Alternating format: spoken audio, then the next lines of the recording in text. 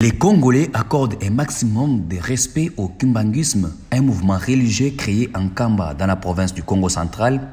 Le kimbanguisme est une religion d'origine africaine, avec pour fondateur le prophète Simon Kimbangu, un prédicateur congolais au début du XXe siècle. En témoignent les Kinois rencontrés dans les différents coins de la capitale congolaise. Pour eux, ces mouvements religieux gardent l'authenticité de la République démocratique du Congo et de l'Afrique avec leurs valeurs. Simon Kimbangu reste une personne remarquable pour notre pays. Je pense que nous devons vraiment l'honorer dans tous les sens et c'est normal qu'on puisse décréter la journée du 6 avril comme férié, chômé et payé. Je crois que le kimbanguisme est notre religion originale et c'est la religion authentique pour les Congolais et pour la RDC. La foi kimbanguiste s'inspire principalement du christianisme et des croyances traditionnelles africaines. Moi, je pourrais concevoir cette journée comme une journée historique, en fait, pour nous, le non-croyant kimbanguiste. Parce que, selon étant que jeune que suis-je, si je ne raisonne pas très bien, je me dirais toujours que non, c'est une journée mieux consacrée seulement pour le kimbanguiste. Mais non, c'est une journée consacrée pour le Congolais dans son entièreté. Parce qu'on est en train de montrer à combien que l'utilité de cet homme noir qui a pu se consacrer non seulement pour sa propre vie, mais pour la vie de nous et les hommes, nous le peuple noir, qu'on puisse en sortir dans cette difficulté qui nous a pris trop du temps pour qu'aujourd'hui qu'on soit libéré entre les mains de l'homme blanc. Et moi je dirais que cette journée c'est historique parce que c'est une journée qui va nous amener à une libération, qui va nous amener à une prospérité, qui va nous amener à un changement.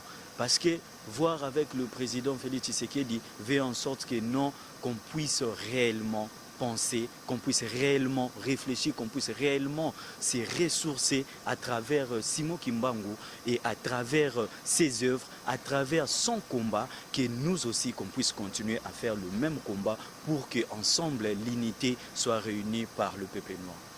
Une très bonne nouvelle pour nous qui sommes aux Congolais et Africains parce que Simon Kimbangu, son combat, c'était pour la libération de la race noire. Vous savez, il faudrait rentrer dans notre fort conscience pour comprendre le combat de Simon Kimbangu. Pour comprendre son combat, il faut être au contact de l'histoire de l'Afrique et être au contact de la vraie identité africaine, de la vraie identité nègre. Parce qu'à l'époque où Simon Kimbangu est venu avec une mission salvatrice, c'était une époque où nous étions des esclaves.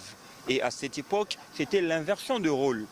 Et aujourd'hui, ce n'est plus le cas. On peut avoir un prophète noir, on peut avoir un messager, un envoyé de Dieu qui est un Africain et un Congolais, ce qui n'était pas le cas à l'époque de Simon Kimbangu.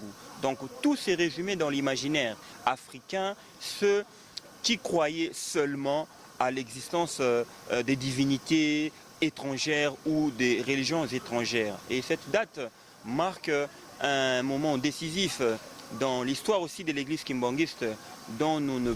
Ce mouvement religieux se caractérise par la vénération de son fondateur, considéré comme un messie ou un prophète, ainsi que par l'importance accordée à la guérison spirituelle et physique. Les adeptes du kimbanguisme croient en la résurrection des morts et en la vie éternelle.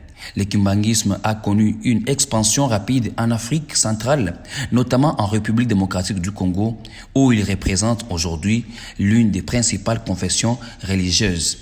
Cela veut dire que les kimbanguistes devaient comprendre que nous avons reçu des présidents, nous avons connu des présidents ici au Congo qui n'ont pas reconnu les efforts de Papa Simon Kimbangu.